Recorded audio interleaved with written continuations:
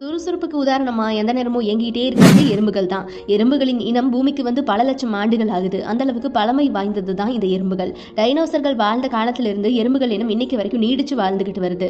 அது மட்டும் இல்ல, பூமியில சுமார் 20,000 லட்சம் கோடிக்கும் அதிகமான எறும்புகள் வாழ்வதாக ஒரு ஆய்வுல கணக்கெடுப்பு எடுத்திருக்காங்க.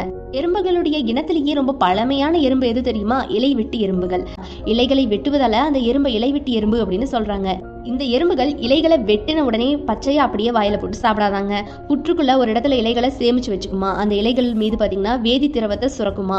அதன் பின் சில நாட்கள்ல இலைகள் மட்கி அதுல பூஞ்சை உருவாகும். அந்த பூஞ்சைகளை தான் இலை வெட்டி எறும்புகள் சாப்பிடுங்களாம். அதனாலதான் இந்த எறும்புகள்ல விவசாயிகள் அப்படின்னு சொல்றாங்க. இந்த வகை எறும்புகள் பூமிக்கு அடியில 6500 சதுர அடியில கூடுகளை கட்டி வாழுது. மண்ணிற்கு வளம் சேர்க்குது இந்த எறும்புகள் அப்படின்னு சொல்லப்படுது. எறும்புகள் எப்பவுமே குழுவாக வாழக்கூடிய 6 கால்களை கொண்ட ஒரு பூச்சி இனம்ங்க. எறும்புகள் அதன் எடையை விட 10 முதல் 50 மடங்கு எடை இருக்கக்கூடிய பொருட்களை கூட தூக்கிட்டு செல்லக்கூடிய ஆற்றல் மிக்கவை. சாதாரண வகை எறும்புகள் 90 நாட்கள் வரை உயிர் வாழக்கூடியது. ஆனா அதில் இருக்கக்கூடிய கருப்பு வகை பெண் எறும்புகள் 15 ஆண்டுகள் வரைக்கும் உயிர் வாழும் அப்படின்னு சொல்லப்படுது. எறும்புகள் கூட்டமாக வாழக்கூடிய அந்த வாழும் இடத்தை பார்த்தீங்கன்னா ஆங்கிலத்தில் காலனி அப்படின்னு சொல்றாங்க. அதை நாம புற்று அப்படின்னு சொல்றோம். சராசரியா ராணி எறும்புகள் 30 வருடங்கள் வரைக்கும் உயிர் வாழும். வேலைக்கார எறும்புகள் 3 வருடங்கள் வரைக்கும் உயிர் வாழும்.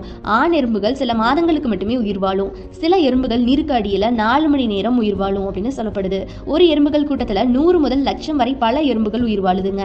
எறும்புகளின் மூளையில 25,000க்கும் மேற்பட்ட அறைகள் இருப்பதாக கண்டுபிடிச்சிருக்காங்க. மிகச்சிறந்த மோப்ப சக்தியும் கண் பார்வையும் கொண்டது இந்த எறும்புகள். இதனால நிலநடுக்கத்தை முன்கூட்டியே அதுங்க அறிஞ்சிக்க முடியுமா. அது போக எறும்புகள் பகல் முழுக்க இறை தேடி அலையுமா. அதே போல இரவுல தன்னுடைய புற்றுகள்ல ஓய்வு எடுக்குமா இந்த எறும்புகள். உணவுப் பொருட்களை தரையில காணக்கூடிய எறும்புகள் என்ன பண்ணுனா தன்னுடைய சகாக்களுக்கு தன்னுடைய தலையில இருக்கக்கூடிய ஆண்டனா போன்ற உறுப்பின் மூலமா தகவலை தெரிவிக்குமா. எறும்புகள் தகவல் பரிமாற்றத்திற்கு ஃப்ரமோன் அப்படிங்கிற வேதிப்பொருளை பயன்படுத்துது. இதுல இன்னொரு சுவாரஸ்யமான விஷயம் என்ன தெரியுமா? மனிதர்களை போன்ற எறும்புகளும் இறந்த உடல்களை மண்ணில புதைச்சிடுமா.